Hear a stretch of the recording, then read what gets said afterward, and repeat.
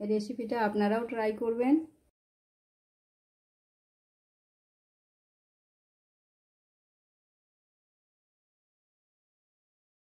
দেখুন আজকে এনেছি এই ল্যাঠা মাছগুলো, ল্যাঠা মাছের রকমবহার বানাবো। প্রথমে আমি মাছগুলোকে কেটে নেব এক এক করে।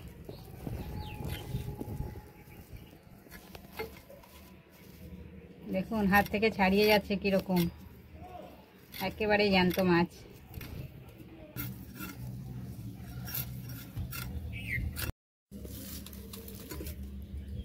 মাছটা কিন্তু খেতে খুবই টেস্টি, আর এই মাছটা খেলে তো গায়ে রক্ত হয়, যাদের অ্যানিমিয়া আছে তাদের পক্ষে এই মাছটা খুবই ভালো। দেখুন মাছগুলো কাটা হয়ে গেছে, এবার আমি এগুলোকে ভালো করে ধুয়ে ফেলবো।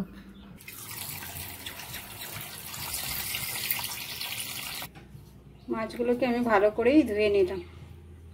এই যে হয়ে গেছে মাছ ধোয়া।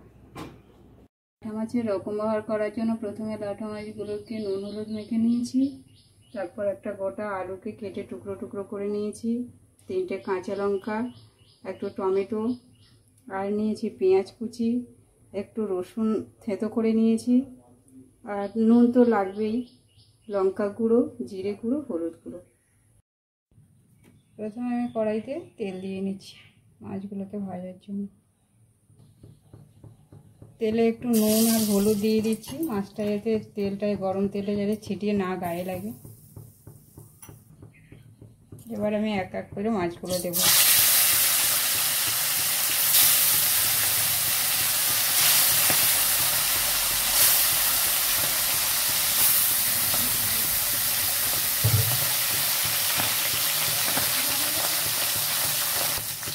একটা পিঠ ভাজা হয়ে গেছে, এবার মাছগুলোকে আমি উল্টে দেবো।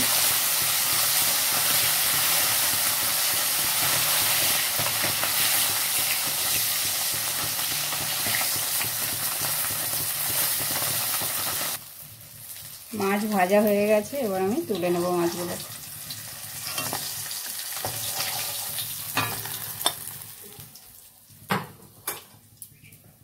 আমি আলুগুলোকে একটু ভেজে নেব।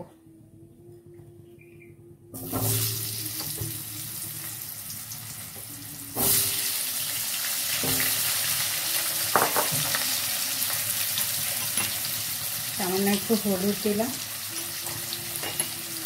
একটু লবণ।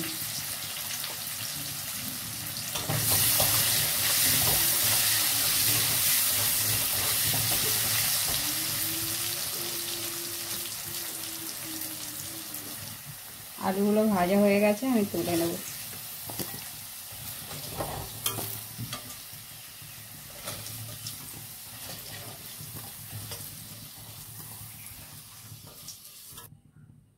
এবার আমি একে একে সাদা জিরে একটু ফোড়ন দিয়ে নিচ্ছি,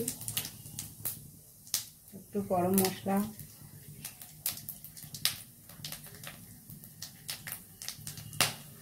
তারপরে দেবো পেঁয়াজ কুচি, রসুন,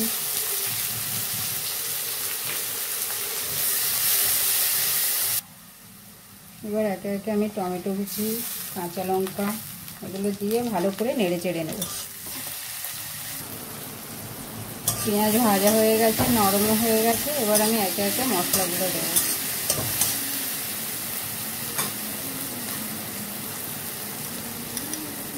হলুদ গুঁড়ো,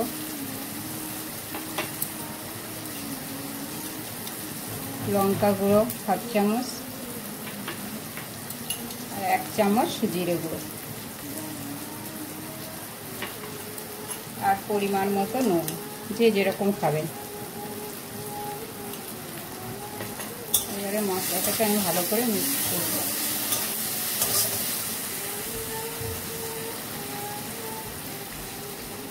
একটু জল দিয়ে দেবো যাতে মশলাটা না পুড়ে যায়।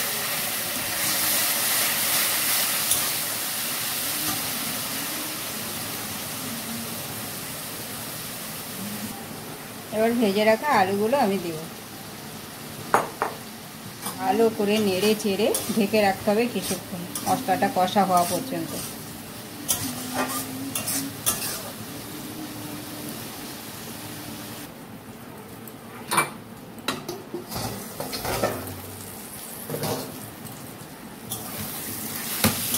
কষানো হয়ে গেছে, আলুও সেদ্ধ হয়ে গেছে।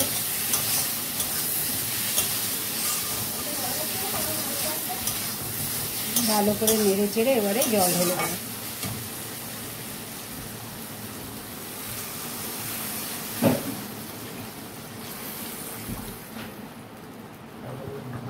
ঝোলটা ফুটে গেছে, এবার একে একে আমি মাছগুলো দিয়ে দেবো।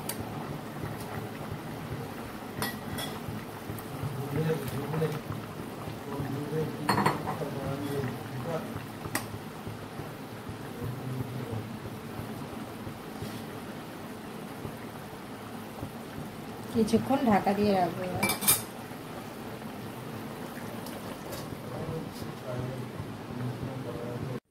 এই রেসিপিটা আপনারাও ট্রাই করবেন।